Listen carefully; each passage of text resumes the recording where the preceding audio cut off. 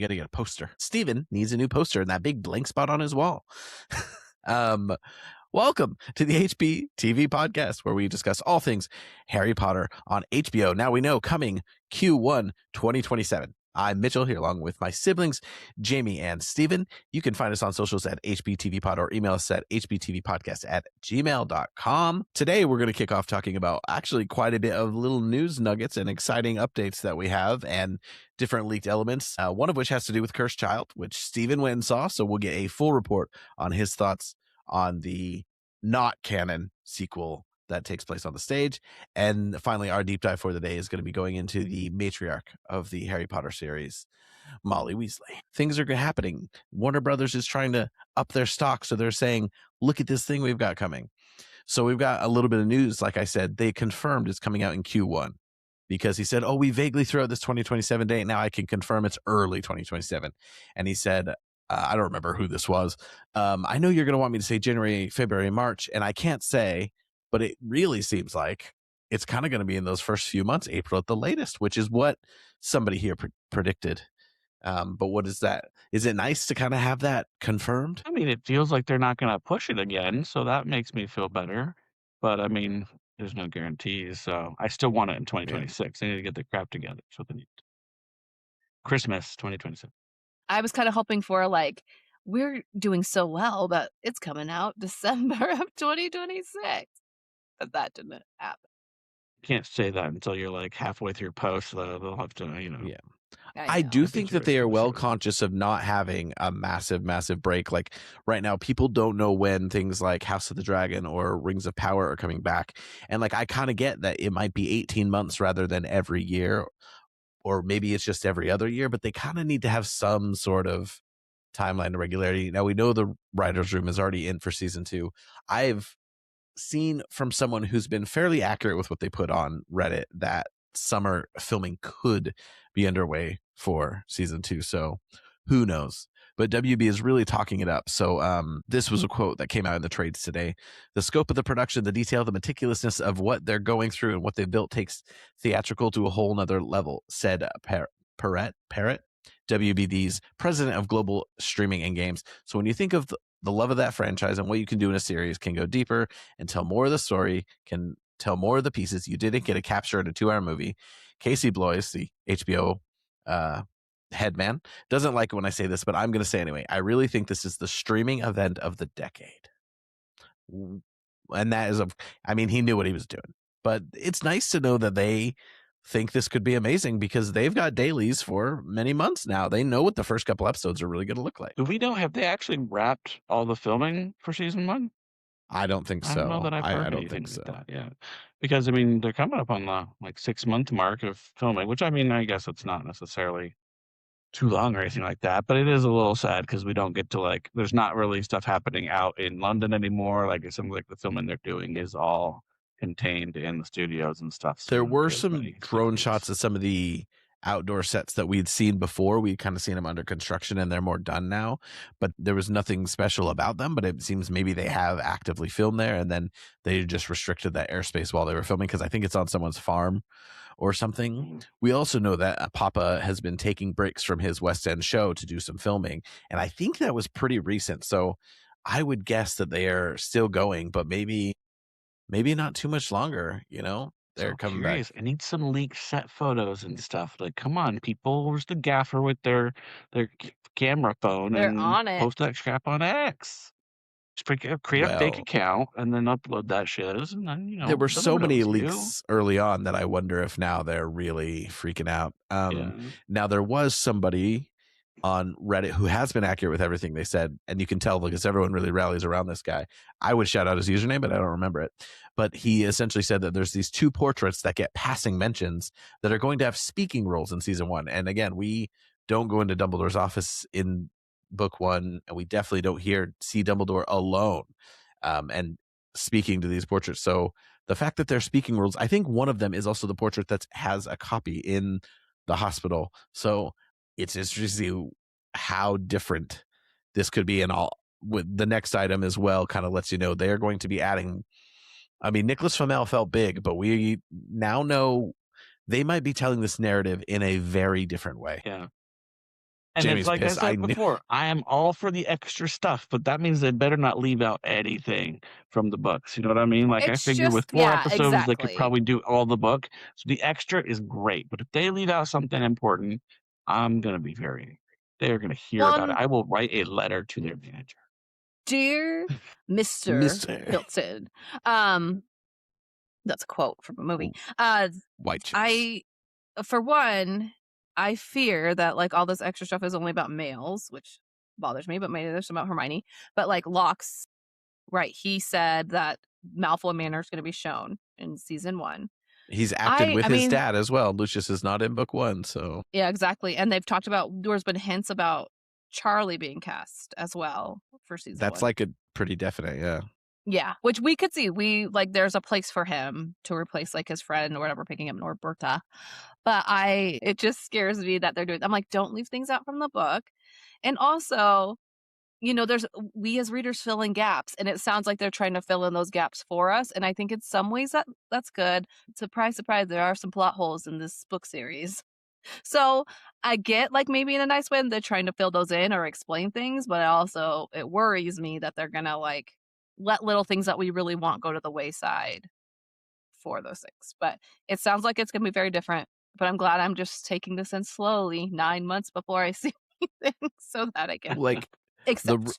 some reveals are going to be different. Like the mystique around Dumbledore is not going to be the same, which I Yeah. could say it is slightly inconsistent how omniscient and mystical he is in the first few books and how human he becomes. In some ways, it's great character arc. In other ways, I do think that there's a little bit of a disconnect as he has to become bigger in the story and he realized what he knew and didn't know. Lithgow has been talking about it quite a lot and just saying it's a great experience and you really trust these people. And he's had to address the Joe Rowling stuff a bunch and everything, but all signs are good. So Locke Pratt is in this. They're doing a new Lord of the Flies adaptation that I believe started on Sunday. Actually, I didn't watch it. That's like a big time slot for the BBC. They like had The Night Manager there last week, a great show. And then they put Lord of the Flies. But because of that press, I wonder if they wanted him to say things like you're going to see Malfoy Manor but mostly he said broad general stuff like it's going to be great. I feel like though, just to like say about the leak stuff, I feel like there is going to be some sort of big leak soon because they kind of do that purposefully to advertise the show. Like it's what's building up excitement. So I think a lot of these leaks are on purpose. Yeah, and they know that podcasts like us are not going to have jack to talk about if they don't give us some freaking information. Yeah. I was going to say though, like it's funny so much of the news lately is like Malfoy centric because I feel like we were just talking about Tom taking on that role in New York and Cursed Child, yeah, and then then the year of Malfoy apparently in China that one of you has sent us. So apparently Malfoy sounds a lot like the word for horse, and it's the year of the horse. So Draco's face. It seems young Draco's face is everywhere. Yeah, which is great. But yeah, little Tom Felton all over China was pretty freaking cool. But then there's other news about Malfoy Manor and stuff. So yeah, they're really leaning into this year of the Malfoy thing. We did get a couple other little tidbits. Benjamin Caron is directing episodes. He's directed some of Sherlock, The Crown, and most importantly to me is the last 2 episodes of Andor season 1, which are incredible. 3 of the best speech moments, incredible speeches on Ferrex, and then the one that the old guy does. It's just so good. And so that's fun. Again, capable hands. We know they're getting good craftspeople for all of this. So let's go into... Can I just add one more thing? Yeah. To all the changes. I think this is like the biggest thing I just thought of that I have to accept is that the narrative is no longer going to be like from Harry's perspective. The book's not written in first person by any means, but like the reason Dumbledore's such a mystery, the reason so many little things happen within the plot are because Harry's naive or Harry doesn't know what's going on. And I feel like we're just going to have to accept that that's not going to be our viewpoint as the audience. Like Harry's still going to have that. And I feel like that could be an issue where we're like, well, why is this kid not getting this when like you're given all the information and the full picture and he's not? And so in the book, we're not given the full picture, so it's easy for us to accept that. So that's going to be an interesting change, I think, in general. But anyway, it's quite a different way to tell the story for you to know before the main character, because lots of stories are known that way, where the audience knows more than the party that they're coming up to, but we're all looking for the twist and it all kind of comes together. And so maybe that's one way they felt like they had to make this distinct from the films. Too, if you're going to give the characters the screen time and you're going to use the sets and everything too, right? I think there's something to be said for having those extra scenes. Like we had the shots of Lily and James in the park with baby Harry, right? And you have the stuff from Malfoy Manor now, doubled on a beach and with the Flamels and all that. So like there's so much in there where, like I said before, it really makes me wonder if those first couple episodes are just going to be like, this is the Wizarding World and here's this Dumbledore guy who's really important. And oh yeah, this baby. And then we go into him coming into Hogwarts and stuff like that. It would be very interesting. It better be done well, because there is so much magic in Harry, like discovering that as he goes, after he gets that letter, the series of things that happen. And for us, we know nothing when you're reading that. But I guess they're going with the assumption that a lot of people going into this know something. They broadly know a few things. So like, we're never going to get that sense of discovery. Anyway, the last little bit of news, Cursed Child, this has been rumored for a very long time, is going to become a one-play show in London. Instead of doing, it used to literally be on back-to-back days, or you could do the one day, but right now it's 2 plays, each with their own intermission and a 2-hour break in between. It's going to go down to what it is in New York and Melbourne and the tours, which Steven just saw, and I'm so excited to hear what you think about it. It's going to go down to 1 act. So the current version is going to go until the 20th of September, and then it's going to close for a couple weeks while they rejig and then come back on the 6th of October. So if you are planning to come to London, and I mean, maybe they'll stage it again, but that'd be a big deal. If you ever want to see the full version, which I have seen twice, you got to come to London by September 20th. Come on, Jamie. And then, give me that money, Mitchell. I know. I keep saying I got to win the lottery. Child when you went to London together, you 3? You guys went with Denise? No, that's like when it was really fresh and we tried to get tickets. So and expensive. We woke up at like 4 a.m. to enter the lottery and we did not. We would have had to go to the stage door and pay at least £250. So it's wild. Yeah. So I've seen a different version from Steven, but we generally know it. Jamie's read the script. So I don't know, Jamie, if you're worried about any spoilers for any staging or anything, but you've already bought tickets. You're stuck. So Steven, I am excited to hear your Cursed Child report. Well, the cool thing about any spoilers is when you've already, you know, the story, but like the effects and stuff are the coolest part. And there's no way for me to describe them well enough to spoil anything for you. You will see them and be like, holy crap. And that was the coolest thing. It was very interesting because it's a very different medium. And so it was really cool to see, you know, the way that they make the magic happen on stage. And there is that aspect to it, which is like it's part magic show. And so they have these things where like entering and exiting the stage is done very craftily, and it really feels like magic. There's these staircases that they use, and they kind of like move them around, and it's a really cool way that they use to like show the passage of time. It's kind of like these characters passing each other and then, you know, running into each other in a few different circumstances. And it's just very well done. It really looks like a dance, and the staircases moving around and stuff. And it just describing it sounds like that'd be really awkward, but they do it so freaking well. There's like a whimsical musicality to it that is quite magical. Yeah. It's really well done. Yeah.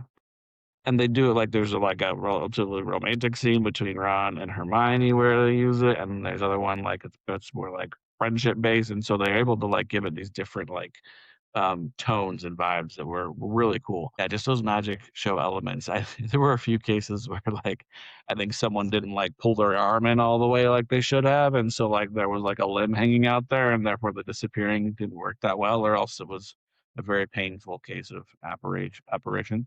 But they got, you know, splinched, but there was no blood, so I guess that wasn't what they were going for. And then they have those rotating stage in the middle, which is really cool the way that they use it, and it like just to change scenes or to like move the prominent characters in the scene and kind of shift to others in the scene. They literally turn the stage, so it's almost like in a movie where you can zoom in on specific folks or do that with focus. So watching all of that happen was really cool. Having said all of that, Still not canon. The story does not really make sense. And I know we just talked about all the holes that there are in the books, but this has way more holes. It's very fan fiction-y, and like it's good fan fiction-y, but it's still fan fiction-y. I do remember reading, I feel like I expected Harry to come off as like an even worse father than he did. Like he's just a human trying to figure it all out. Maybe that's because I'm a father who's trying to figure it all out. But that was something that like a lot of people complained about, like his character, which I think there are some pieces there that it wasn't consistent and everything. But I thought it was relatively consistent, and he did as well as a flawed human could in those circumstances. So the story just it has these gaps in it and stuff, and I do think that.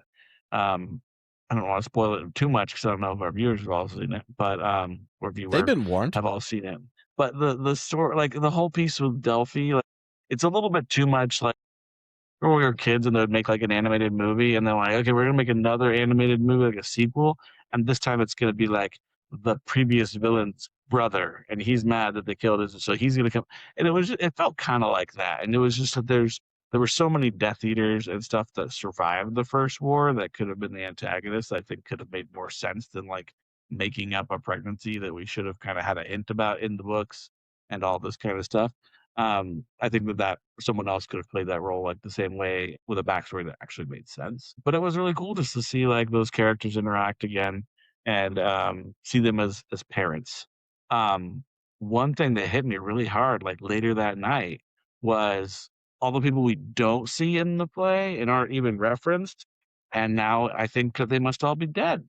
So you figure like because it's 20 years later, a lot of them were already in their 60s. So I guess maybe wizards can live a really long time like Dumbledore. But you gotta figure like Professor Sprout is gone because Neville took her job. She kicked the bucket. She's still around. She retires. She's exploring plants in South America or something. So why are you doing like that? She hang on. I'm just that's what I was thinking through, and I was like, all of us because some of them died, right? You got all the Marauders are gone, and you got Tonks and a lot of those folks that Mad Eye was already gone and everything. But like, what happened to all the other teachers? Binns is still around probably because he's already a ghost, right? But where's Flitwick? Is Flitwick still alive? And then the biggest one for me was like they had all these family dynamics because there were like the cousins and stuff, and but no mention of Molly or Arthur. And so it's like, is their grandma still around? Is that it makes no sense because we they're did not that old. We did do an in-depth thing on Sprout, and I'm pretty sure it said last we knew she was alive in like 2018 or something. But I have to remember back. That was a long time ago now. Podcast. Time flies. But I don't know when did this I will say is just as Mitchell said, there was the longer version, and I didn't think I would remember. I purposely didn't go back and read the script again because I didn't want to like miss things or judge it. I wanted to kind of be surprised by stuff. But like at the end, there were things I distinctly remember from the script that did not show up in the play, and I was like, oh, I really wish that they had included that. Like Lily Potter, the younger, doesn't show up at all, right? We don't get Hugo from Ron and Hermione's family. Like they're cut out completely. I feel like there were some other students. Like, wasn't there a girl that Scorpius had a crush on or something? She's gone.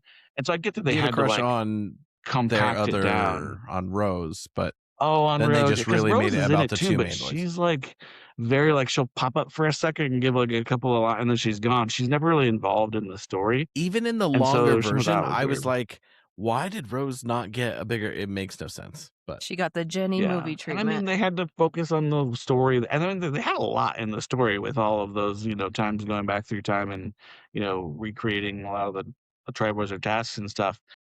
But I think the thing that people love are the characters, so I think that would have been a cool place to spend a little more time.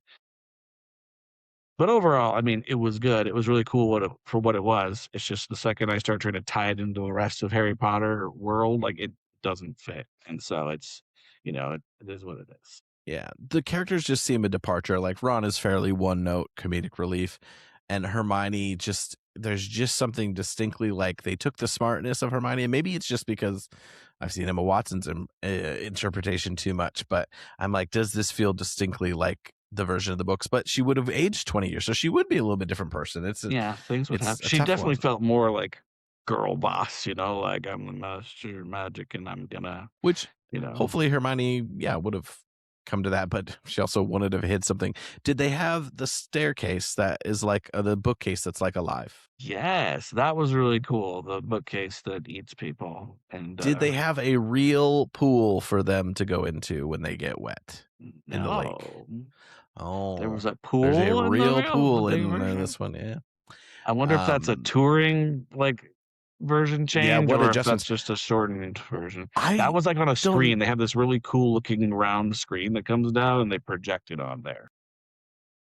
So, But it's I also think very they're short. less I'm guessing it was longer. I'll have to Google it because I don't. There's very few projections. There is kind of like a little bit of an environment one, and some of the time stuff gets like wonky with the projections. But Yeah, that there effect wasn't was the very rotating cool when they go back in stage time. was not a big factor. Although shout out to Hamilton's rotating Oh. stage, that's really good. What did your kids think?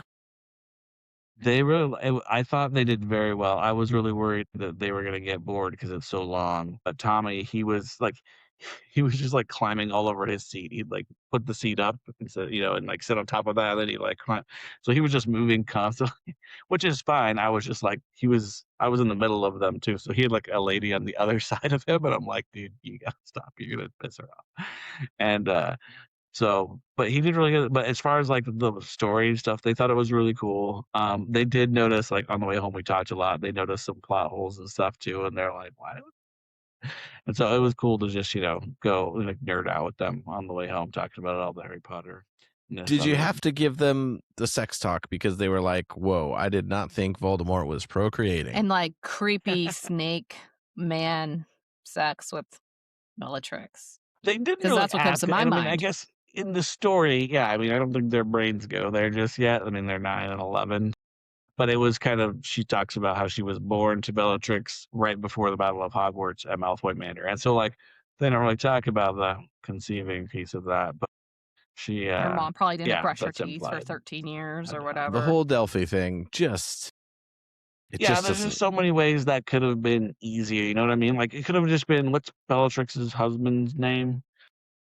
Rodolfo? What's her- Rodolphus? let's see. Starts with Dolphus. an Maybe R. it was him. First, his wife, cheats on him with Voldy, and then she gets killed by Molly Weasley, and he really wants, to bring her and Voldemort back. Like, there could have been, like, so much simpler backstory for someone else to serve the exact same purpose as Delphi in that story. Well, and it's funny that they use time turners, which again, not a good time. Like going back in time is such a tough storytelling thing. It comes off very fan fiction-y to look at alternate versions of the past and future, and then it's just not a character that should exist. And she's very one note, which makes sense because Voldemort in some ways is very one note. He's pure evil. I do remember thinking, and the fact that it all goes through Diggory's dad, like, where did they come up with this stuff? But look, again, there is something quite magical about it. Yeah. Because I wanted to find out from you. So at the beginning, so there's this thing that happens with like suitcases. So like the story is being told almost from like I don't know, King's Cross or something, because that's where it starts. And so they move these suitcases around a lot and use them as like other props and things. And at one point they just represent other things, which like you see in theater, but with like plain boxes or something, instead of like these suits. So at first it was like, what's happening? Why is he talking to a suitcase? And he was, oh, that's supposed to be something different. But there was also like a guy at the beginning, and I think one other time he kind of talked, but then he disappears. And so is he supposed like some kind of like narrator? He does like this crazy like magic thing at the beginning, and then he's just gone. And I'm like, what was that supposed to be? I mean, he have a bigger part? He's in the longer one a bit more, but it is the same feeling as to like what role, why do we need this almost narrator vibe? I don't know. But he doesn't even actually narrate. No. He kind of connects a couple of scenes, and he's kind of, but it's almost like I was expecting him to like, I would have expected him, if I hadn't read the script, I guess, to play into the story somehow. Like he's the person afterwards who's telling the story, who witnessed it, or, something like that. Official role might be the Sorting Hat as well. That might be how they actually label him. Well, that's the other thing he did. He was the Sorting Hat. But then why would the Sorting Hat kick off the story at King's Cross? Anyway, so that was something else that didn't make sense. And the suitcases, I thought it was a really cool use of props and like something familiar within like the setup they had created until it wasn't anymore. Like it got overused, and you're like, what is happening? Why are we still looking and talking to suitcases? It's a very theatery and it's again thing something to that doesn't do. get paid off later, and then later on that would have been cool if there was some kind of payoff. Trying to explanation. give it's essentially filling time while they transition and giving like some whimsical like everything is transferring type of Yeah, vibe, the way they do like these flourishes of capes and things like that whenever they're moving equipment in and off which I stage generally or like. set pieces. It's really cool. So, Jamie, I'm excited for you to see it. When do you go? Sometime in June. Don't ask me the date right now. Still. But yeah, it's not. It's got to make its here way yet. across the country, I guess. So we'll have to do another review when it comes time. Where were you guys sitting, Steve? What kind of is it? A pretty standard theater? Yeah, I was. So I got tickets at the front row of the balcony. So we were ways back, but it was a really good view. We were a little bit to house left.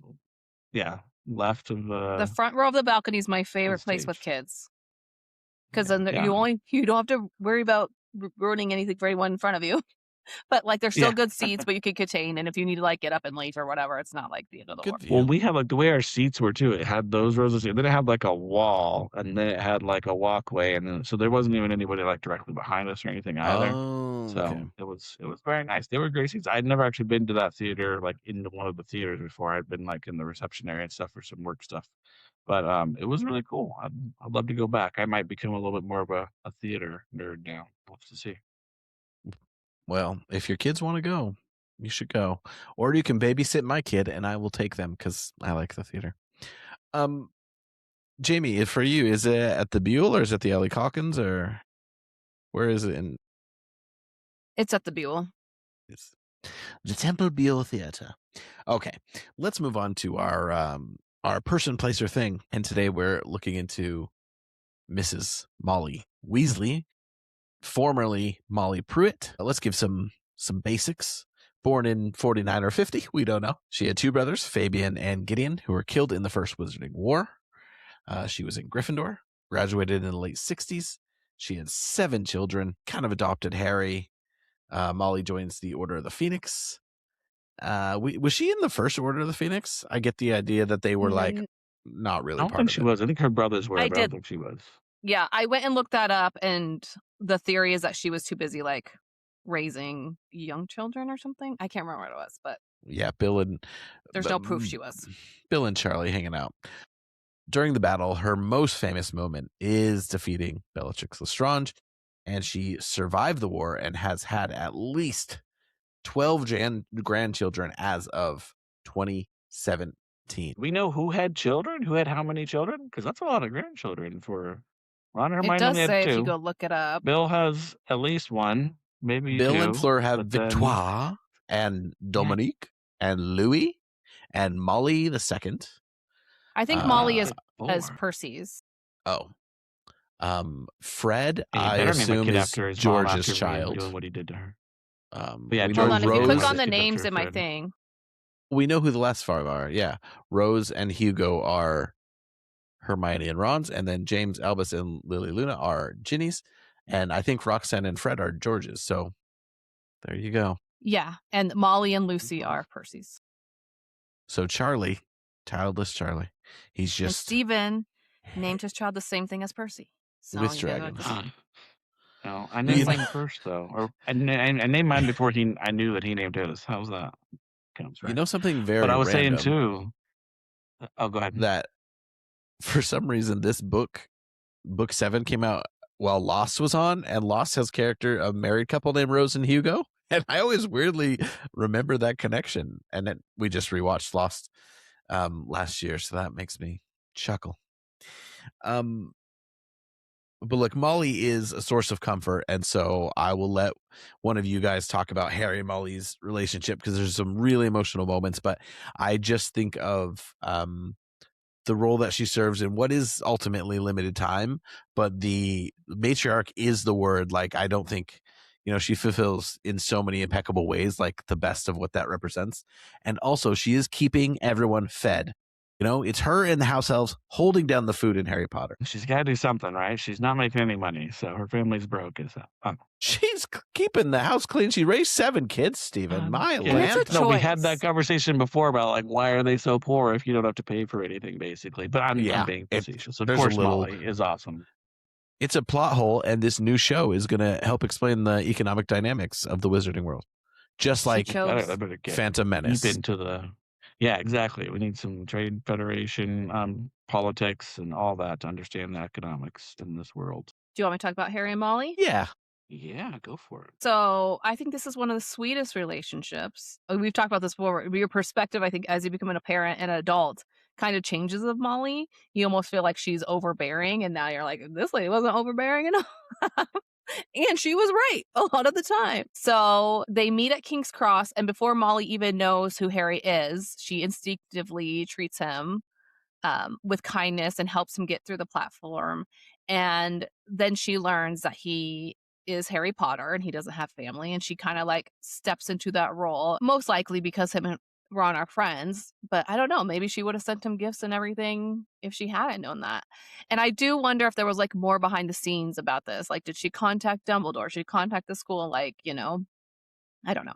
But for his first Christmas, which is like the first moment Harry like doesn't expect anything, he gets a jumper from her, a Weasley sweater, and that's kind of like a really sweet moment that kind of echoes later on. She knit those things herself. 4, like, that's sweet. With her magic needles. But it's just over there. More than I do. Buy sweaters for him, Yeah, exactly. Way more than I do for any Christmas presents. I just order that shit on Amazon and have it shipped straight to your house for you. Like, that's all I do. It took a lot more care. She feeds him like when he's at the burrow in book 2 because, he's brought there. But she's very kind to him, even though she's yelling at her own kids, and make sure that she's feeding him after he's been starved. But she becomes more and more protective of him. We just read book 3, and she's very concerned about Black at the beginning of the year. And she's kind of like Dumbledore, that she wants to protect him from information. And so that becomes a thing with Molly, like book 3 and book 5, is that she doesn't want him to know everything. And then is it book 5 we see her bug art, which shows her children dead, and Harry's included in that. So that shows how like the level of what she thinks of Harry. She argues with Sirius about him, where she says he is good as one of her children, right? When she's arguing with Sirius about that's him. in Order of the Phoenix. It was a really cool way to drive that home of like he's in there. It makes me quite emotional, actually. Yeah, he's one of the people she fears getting hurt. Yes. I guess I should do Triwizard first. So the Triwizard tournament, she's very concerned about him being part of that, which we mostly hear through Percy, right? Like kind of wanting to protect Harry because Molly is worried, or like at least he's around. He wants to protect her from Hermione when he thinks Hermione and Harry are having she gives Hermione the small Easter egg. That's serious business. She Hermione like, don't you mess with my boy. But that is so like a mom-son relationship where like the mom is like, what are you doing to my boy? Like breaking his heart, even though it wasn't true. Mom did not love my girlfriends in high school, okay? No, she didn't. Which makes you think now, which is funny because Molly is her mother-in-law now. And yeah. But one of the sweetest moments in all the books that makes me cry, like I said, was echoed from her sending the Christmas gifts, was Harry when families come to visit before the third task for the Triwizard. He's like, I'm not going in there. I don't have any family. And then McGonagall's like, hey, they're waiting for you. And he's like, what? Like, he's like, the Dursleys showed up. And he walks in and Molly and Bill's there and makes me cry. Made me cry writing this. Makes me cry right now thinking about it because it's so sweet. Like, he just thoroughly does not expect it. And I think that's an interesting dynamic of their relationship, is like she's putting in so much and him being like a young boy, he doesn't always recognize that and like how much she really loves him. And then as he gets older, he like appreciates her more and has more like a gratitude and affection for her. And she comforts him after Cedric dies and hugs him like a mother. And that's also another moment that makes me cry because he's never really been hugged like that. I mean, I'm sure as a baby, obviously, but that he remembers. So it's a very sweet relationship where she's kind of like his adopted mother in a way when the Well, things it's that such go. a key piece of like we talk about Harry being at the Dursleys and being, neglected and abused basically and everything, and like just the crappiest example of like a family and how you should be treated by the people that are taking care of you and that you live with. And so he gets to, he gets his letter, he gets to go to Hogwarts, and so that whole world is opened up to him. But like people who genuinely care about him is this whole other aspect of it. And like you said, Molly came in doing that before she even knew like who he was or what was going on. She was nice and helpful on the platform. And then I've always thought, I didn't think about this consciously till we were planning on this, but like I've always kind of thought of like Molly as Harry's like substitute mother and Dumbledore as his father. And it is interesting from what Jamie talked about that he Molly like wants to protect him from everything. And Dumbledore on the flip side is kind of, fighting this battle of like, I want to protect him from things, but I also need him to like go put himself at risk in order to, you know, do the right thing for the whole wizarding world and also to prepare him for like this ultimate thing, the part he was supposed to play in Dumbledore's downfall. And so you get, even in the fifth book, I mean, if it were up to Molly, Harry wouldn't know anything about the Order of the Phoenix. He would not have been involved in any of the battles. And that's what a mother should be like. She cared for him more than any of his own relatives ever did, and she gave him the hugs, the affection, the treatment that he'd always deserved, but he never had. So that's When why it's Molly like, is one of the greatest characters. and it's like her and McGonagall are only like he has so many of like these mentors or adults in his life, but those are the only two women. But if you really think about it, like Harry doesn't know that kind of love at all. He's probably never been like hugged by an adult outside of when he was a baby at all. Like, could you imagine that? And I know they say people in the UK aren't as affectionate and touchy as us Americans are, but like at all, like he's never felt loved or even really liked. And so like I feel like she does fill a really big role, and I feel like you can even from a distance feel caution of her carefully doing that, where she doesn't want to be overbearing, but she does want to like take care of this kid who's never been taken care of. It's just in her. Yeah. Well, it makes me wonder too, like we overheard in book 3, the argument between her and Arthur in the restaurant, right, at the hotel, and about, protecting Harry or what should be happening. It just makes me wonder how many other conversations we don't know about that her and Arthur had, or her and Dumbledore had, or her and Sirius had, where she was advocating for Harry and trying to make sure that he was getting everything that he needed and wasn't being, just thrown to the wolves. And all of that kind of stuff. And that could be something really cool in the series that we get to see. If we're seeing all this other stuff that's happening in other places, and we get to see some of these other conversations happening around Harry and how people are planning to, support him or maybe even attack him or kill him if it's the Death Eater. So we get a sneak peek of. Molly sometimes reminds me of, did you guys watch the Goldbergs? Yes. The mom from the Goldbergs, and just she's obviously not as smothering, but just how incredibly focused and frantic she can be, and like that is her world, is taking care of others. She doesn't have a an active career that we know of, and there's not much else that's like important and ongoing for her.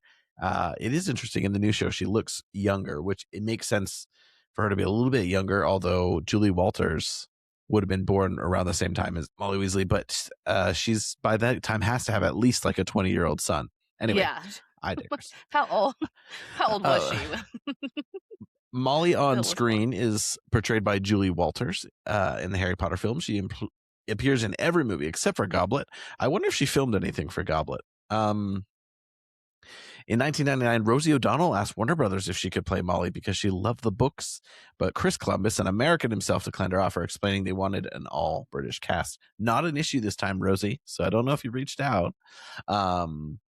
Julie Walters' favorite line... Is she over there in Ireland or something? Is she? Oh. I think she is. Yeah, she left but because her dad's Irish. Mm-hmm. Now, Julie Walters' favorite line, maybe after we can talk about favorite Molly Weasley quotes. I don't know if there are many, but there's one universal quote that I remember having a visceral reaction to when I read it, and it's portrayed extremely well in the films, and it is censorship. If you're listening in the kids with your car, not my daughter, you bitch. And that is The best. indicative of like this protective mother we've been talking about. And obviously she's nuanced beyond that as she's and everything. But that is so much like to see your 16-year-old daughter fighting a full-grown, evil, murderous witch. And just to be like, I can see how her head just exploded in that moment. And she just went, Well, her son had wild. also just died. Yeah, she had already lost a child. And well, we know isn't that the brothers. scene where the line before that was that Ginny missed death by an inch, right? There was a spell that flew past her and she missed death, and that set Molly off because she doesn't go into like mama bear like attack mode. I'm trying to think if there's any other instances that we know of in the rest of the book. I guess maybe the argument was serious a little bit in Order of the Phoenix. But this is the case where she was just like done, and she was going to go out there and protect her again. Well, and she then did pretty dang good. She killed Bellatrix. JK's talked about that because a lot of people thought that should be. I think we've even talked about that should have been Neville's moment, like to get Neville's revenge. And she said that she always intended for Molly to be the one to do that for two main reasons, so that Molly could have her moment and show that simply because she dedicated herself to her family, that doesn't mean she's not powerful. And secondly, to show the clash of Molly's like maternal love against Bellatrix's obsessive love. And I do think that's really cool to have that juxtaposition of the two women and why Bellatrix is doing what she's doing, because she's obsessed with Voldemort and she just is evil. Like she just gets that satisfaction from it. And Molly's like wants to protect everyone and especially her daughter. Well, Bellatrix is a mother too. So I was about to say that. Like now that we know Delphi existed, imagine if Bellatrix had lived and actually raised Delphi. She would have been even more screwed up, you guys. Bellatrix would sort of been so recently postpartum, if any. But she's walking in with the placenta coming up. Very well portrayed. I love seeing her get furious, and also there's not a lot of direct revenge in that battle because, like, I'm like, ooh, I wanted Lupin to kill Fenrir. I wanted Tonks to kill Bellatrix as well. Everyone just wants to kill Bellatrix. Yeah, and maybe there's something pure for Neville that he didn't have to kill in that moment. Well, it's kind of like Harry as well. They're so worried about Harry losing like this kind of innocence by like going after Black and all this kind of stuff. And Harry having to learn for himself that although he does ultimately defeat Voldemort because he has to, but he does it to protect everyone else, not out of revenge. And so that is a message of the book. So it's like, did we need to make Neville have that moment of just pure revenge? Or is it better that Molly did? I think it could have worked either way, but maybe she wanted to protect him a little. I looked up other Molly quotes, and there's like 4 from the Howler in Chamber of Secrets, because it is fantastic. So if you guys have any other quotes or any other highlights, we have a list of highlights here from each book of how she is involved in the story. If there's any other ones you guys want to highlight, I like that she just kind of like has a crush on Gilderoy Lockhart. Like, she's just out here looking at this hot young. That's why he needs to be, no offense to the previous actor who is, Kenneth Branagh, but we need like a young, hot Gilderoy that Molly's like in a tizzy over, you know? Harry Styles. Harry Styles would be good at that. I think Harry Styles is perfect because I think genuinely there's some moms out there. That's their. You know what's going to be great, and Harry though? Styles likes older women. Yeah. Well, what's going to be great, though, is when we get to the second season of the series and because she's got this whole Peg Bundy look going on, you know, from what we've seen in the series. She's going to be going after some, because remember, this is in the 90s. So this is going to be like a 90s hot Gilderoy, you know, it's not going to be our Harry Styles is going to have to get all retro and stuff. I'm picturing she has Molly Wobbles. So now I don't understand why everyone thinks that Hugh Grant and Colin Firth are hot, but that's kind of like British 90s hot, isn't it? Or unless you go more pop. But it's hard because they're hot David Beckham? because of their roles in movies. Like, yeah. I always say this about Hugh Grant. If he wasn't like all those characters, I wouldn't look at that guy and be like, he's hot. But he's so charming. Like, well, he played so charming. And now he's like just a grumpy old man, which is also kind of hot in its weird way. But he was so charming. That's what made him hot. But I think they need someone that's like, they need Jude Law to come back. I don't know. But also, this is off base, or a tangent. But did you guys see Heretic? No, I did not. I was so scared of Heretic. I wanted to. That because it was viral, I watched it. I didn't even watch the whole thing, but that was the most disturbing part of it. Was that Hugh Grant is like evil and like creepy and like dark, and that is not the Hugh Grant that you're used to. You know what I mean? It was so antithetical to him and who he's always played that I was like, I can't do it. I mean, I Oh, also just don't have time to watch a lot of stuff. So I was just like, confusing Heretic with Hereditary. I did not see Heretic, but I read a lot about it because it's relevant interactions. Anyway, I will steal my last Molly moment, and that is just her dislike of Fleur and that little rivalry.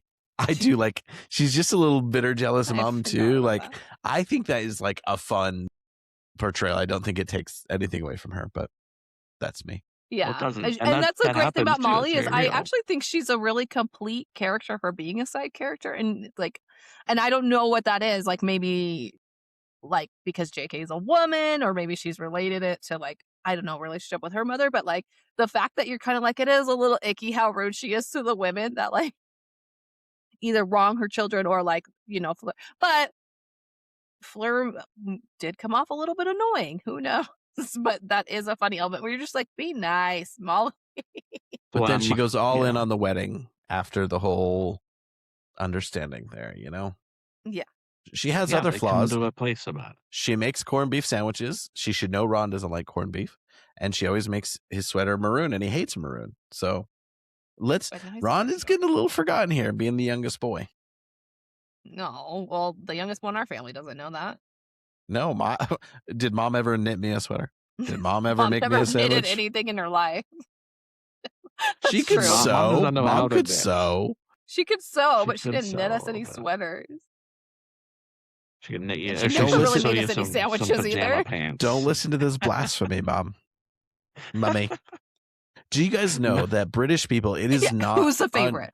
it's not uncommon for British people to say mummy and daddy, especially the posher you are, the more likely it is that you say mummy and daddy your whole life. And it They bothers say me. mummy in the book. I know, but it's just like, it doesn't go right. Like, I'm Like like, as adults, they do it. I keep telling Hannah, like, oh, Seth's going to stop calling you mummy or mommy, like when he's like 6, max 8 is Shut weird. your mouth, boy. And she's like, no, he's going to be 42 saying mummy. You guys, there's a real possibility my child has a British accent. You know how weird that is? Anyway. Well, you do live in Britain.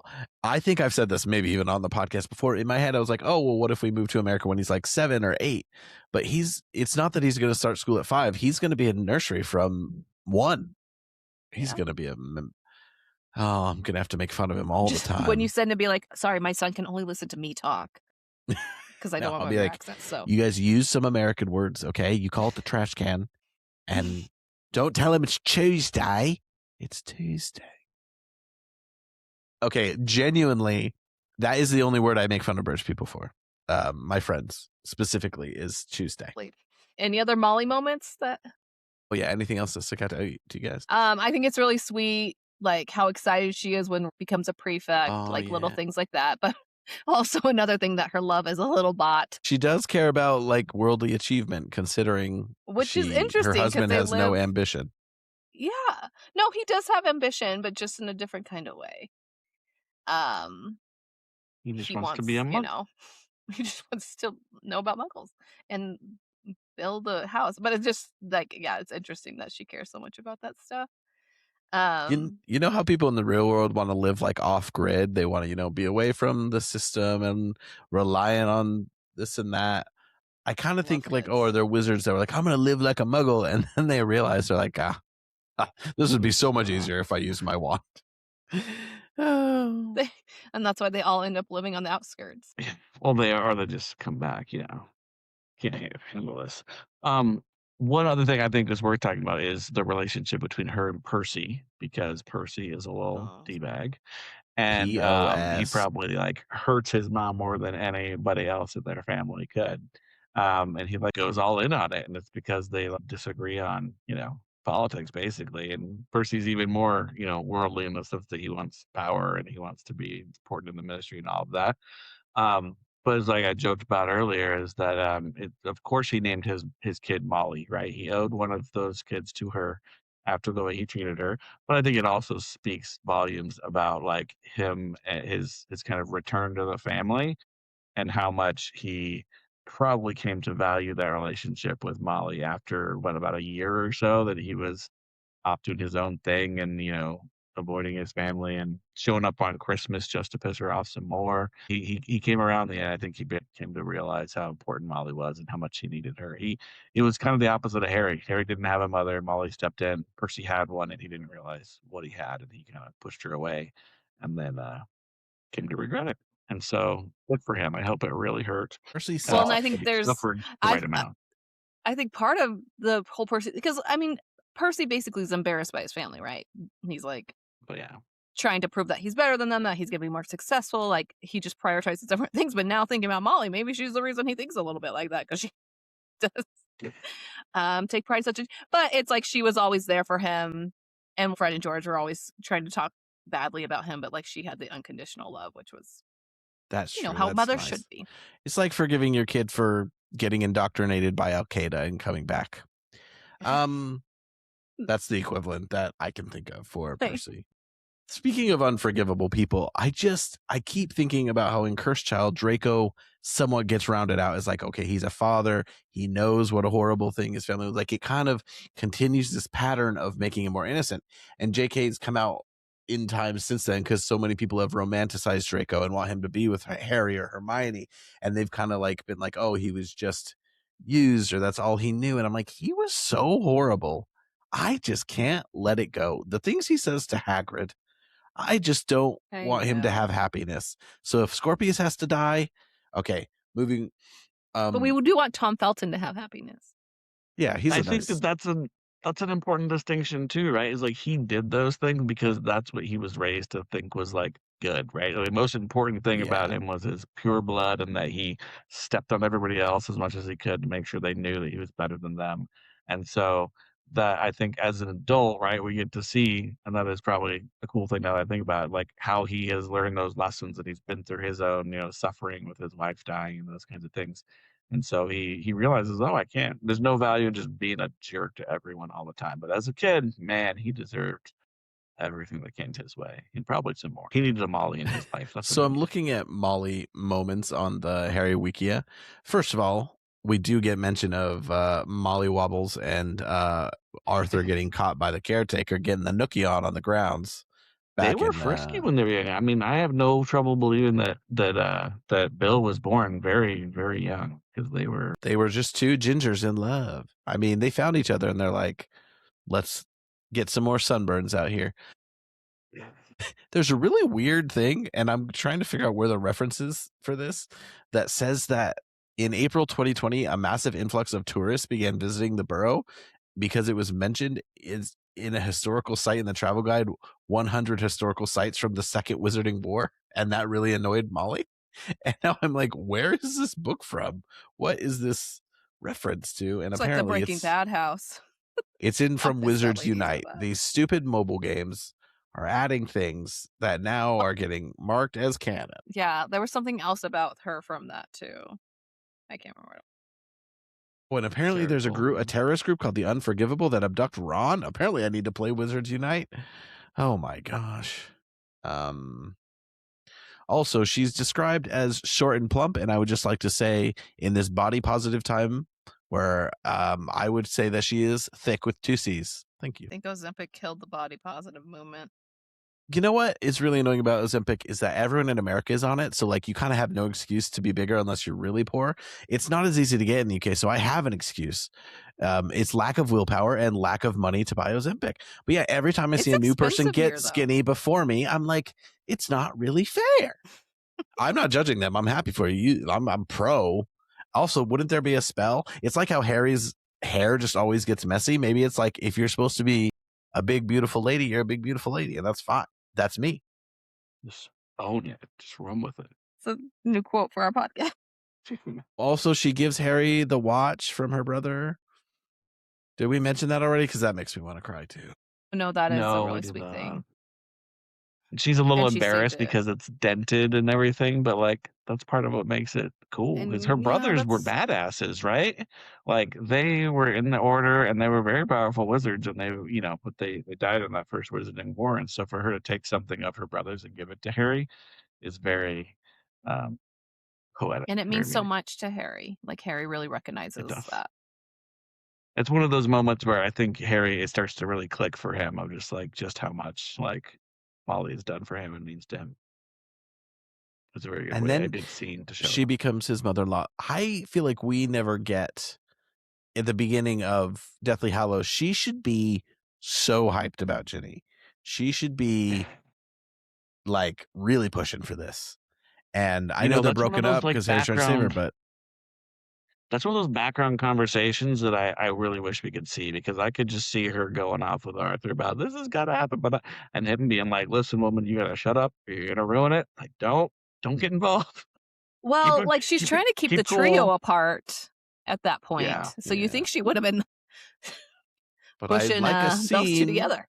of her just being like, Ginevra, lock this shit down. Do not screw this up. You turn If my bloodline and the Potter bloodline joining is incredibly important. And Arthur is oblivious. But she must have been hyped.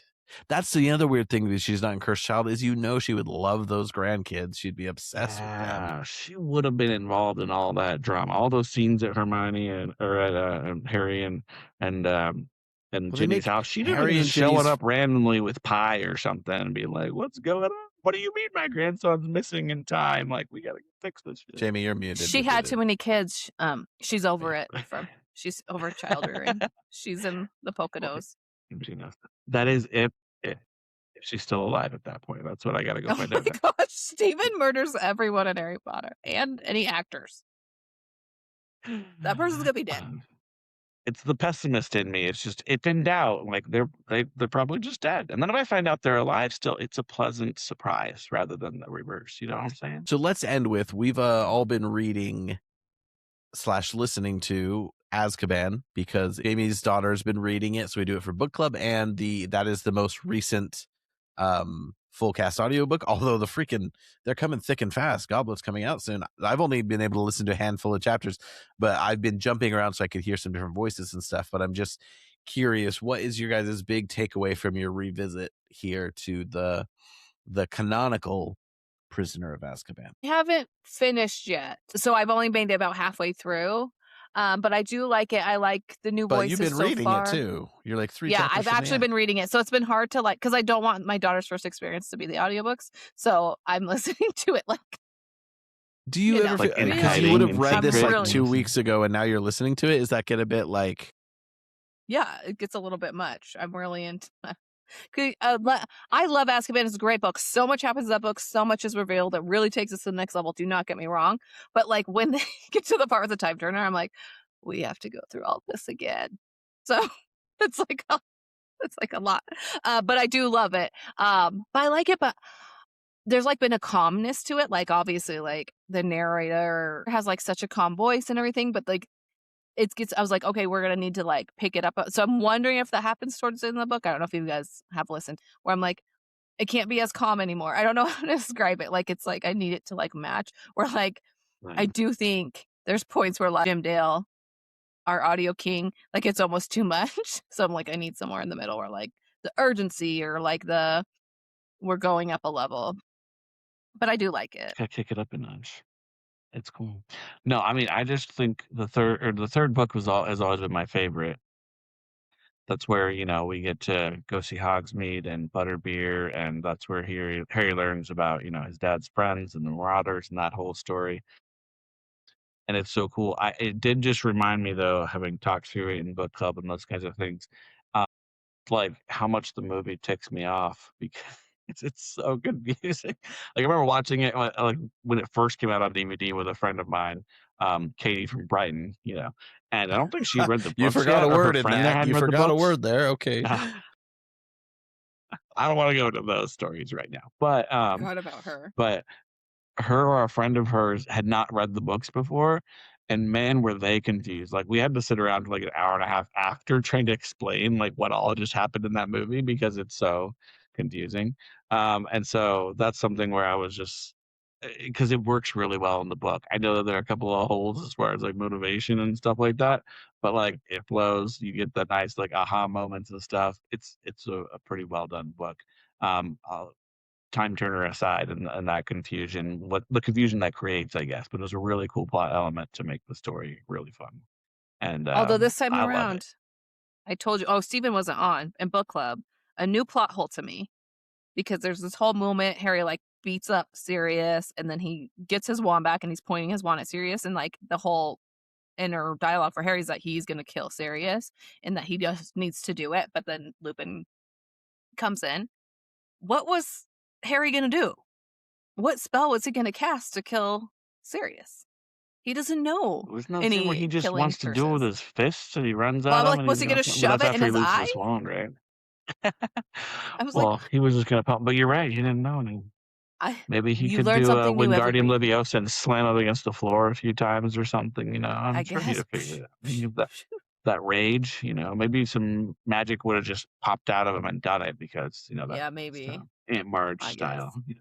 I think I like how the movie stands out and it does a few things really well and feels cool, but it does not do justice to one of the best books, a lot of people's favorite book. The full cast edition, I will say it is really cool hearing Ramsay Bolton play a good guy. I thought he did a good job. Oh, yes. I did specifically like really listen to his voice, but he still kind of sounds like Ramsay Bolton to me. It was a hard adjustment at first, but once they get to like the lessons and everything, it's like, okay, I'm just judging this man based on his. But I think he does a good job overall, whereas I still don't love Riz Ahmed, and the Draco is really still grating on me. And then I had a hard time with Professor Trelawney because I just see. I'm glad I hadn't watched Dairy Girls yet because I didn't mind Professor Trelawney at all. But I was like, oh. But I do think it's interesting because I did think people would kind of. I mean, it makes sense for Lupin. What are you going to do? How are you going to change your voice for that? But I just thought there'd be a little more effort trying to sound like the characters with some of these people, where it's just really just sounds like them. Just doing themselves. Yeah. Well, some of them have like a background or like McGonagall where you like know where she's from. And so you have like the specific accent you can go for. Like you don't get that with like Lupin. So I can kind of understand to a degree. But Mitchell, you reminded me of something, which is that because the fourth book, audiobook for the full cast edition comes out tomorrow, actually, is when that's being released. And we're not going to have annoying Draco anymore because the young kids are all going to be replaced by the older actors this time. So I had forgotten. That makes me really curious to listen to it and see how that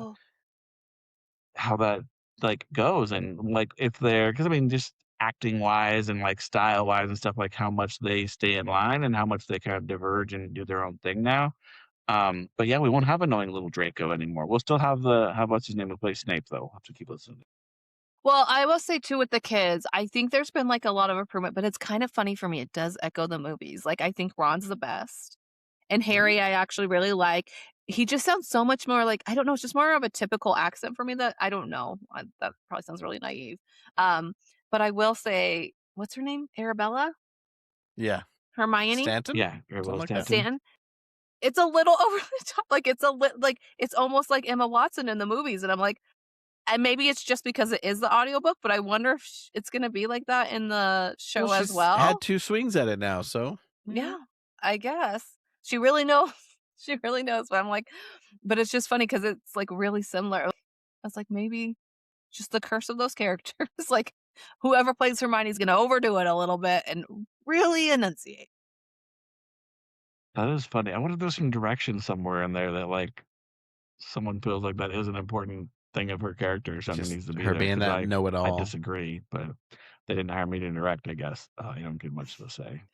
You were busy selling sodas. I was, Well, thank you for joining us on this wonderful episode of the HPTV Podcast. We'll continue with you for all news and updates going forward. And next week, we will be diving deep into our next magical place, the Wizarding Bank of Gringotts. And I guess we'll have to talk a little bit of Goblin there as well, which is something that I wonder how much J.K. Rowling's thought through because it could be very deep. Also, we'll kind of have a little mini report on what we've been able to listen to of Goblet of Fire if we've had time by then, but a lot of new characters coming in. I like Bagman and Crouch. I know they're 1-book characters, but I'm interested to hear what that dynamic is like. But yeah, a lot of new faces coming in. Give us a follow on social media at HPTVPod and email us at hptvpodcast@gmail.com. But thanks for joining us. Jamie, send us out. Peace out, snitches.